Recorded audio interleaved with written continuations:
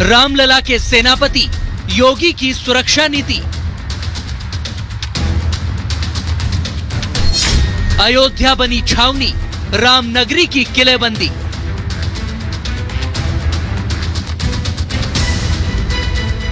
पग पग पर पुलिस वाले, सुरक्षा बलों के बड़े बड़े काफिले, जल थल नभ से चप्पे चप्पे पर निगाह डाले। ये राजा राम की नगरी अयोध्या है, जो 22 जनवरी से पहले छावनी में तब्दील हो चुकी है। अवध में रामलला के सेनापति बने सीएम योगी ने सुरक्षा की कमान अपने हाथों में ले रखी है, ताकि राम भक्तों का कोई बाल भी बांका न कर सके। 22 जनवरी के इस ऐतिहासिक पल के कार्यक्रम को पूरी भव्यता के साथ, पूरी दिव्यता के साथ, सुरक्षित और सुव्यवस्थित तरीके से संपन्न करने के लिए अपनी तैयारियां लगभग पूरी कर ली हैं। सुरक्षा की पुख्ता व्यवस्था की जा रही है। अयोध्या के कोने कोने पर पैनी नजर रखी जा रही है। सुरक्षा के लिहाज से रामनगरी को अभेद्य किले में तब्दील कर दिया गया है।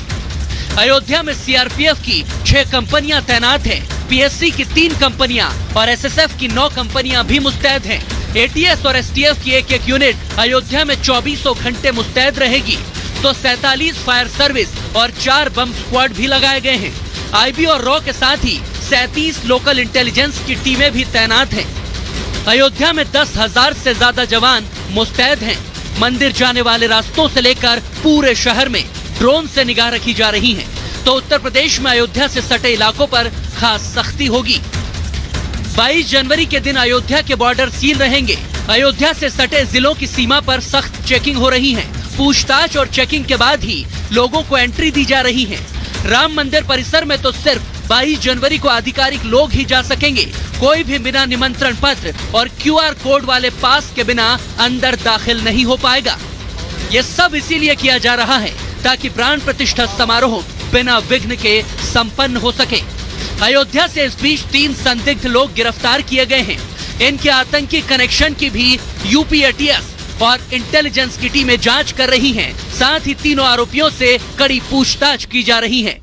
पूरी अयोध्या में सुरक्षा इंश्योर करेंगे, सिक्योरिटी लैप्स कहीं ना हो, कहीं कोई गलती की गुंजाइश नहीं है। ऐसे में ये बख्तरबंद वाहन जो एटीएस कमांडोज हैं उनके साथ तैनात नजर आ रहे हैं। सुरक्षा एजेंसियां अलर्ट मोड पर हैं, लेकिन इस बीच उत्तर प्रदेश के मुख्यमंत्री योगी आदित्यनाथ को धमकी मिली है। 22 जनवरी को योगी को निशाना बनाने की धमकी के बाद सुरक्षा एजेंसियां और भी चौकन्नी हो गई हैं। लेकिन योगी धमकियों के बावजूद खुलेआम अयोध्या में सीना तान कर रामकाज में लगे हैं। योगी ने हनुमानगढ़ी और रामलला के दर्शन के बाद नए राम मंदिर से लेकर सरयू में बोटिंग और श्रद्धालुओं के ठहरने की व्यवस्था का जायजा लिया।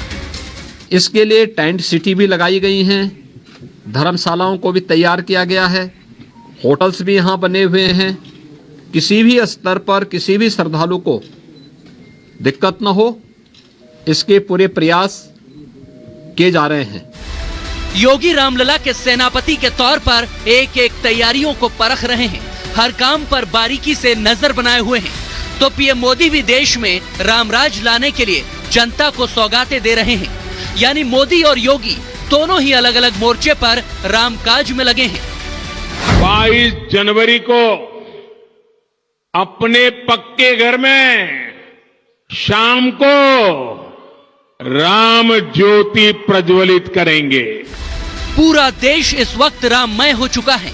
अवध में अपने आराध्य के दर्शन को हर कोई लालायित है, मगर मोदी विरोधी सिर्फ सियासत को धार देने में लगे हैं।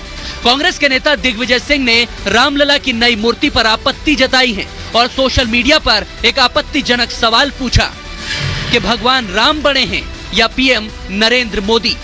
रामलला की दूसरी मूर्ति की क्या जरूरत थी? नई मूर्ति तो बाल स्वरूप जैसी नजर भी नहीं आती।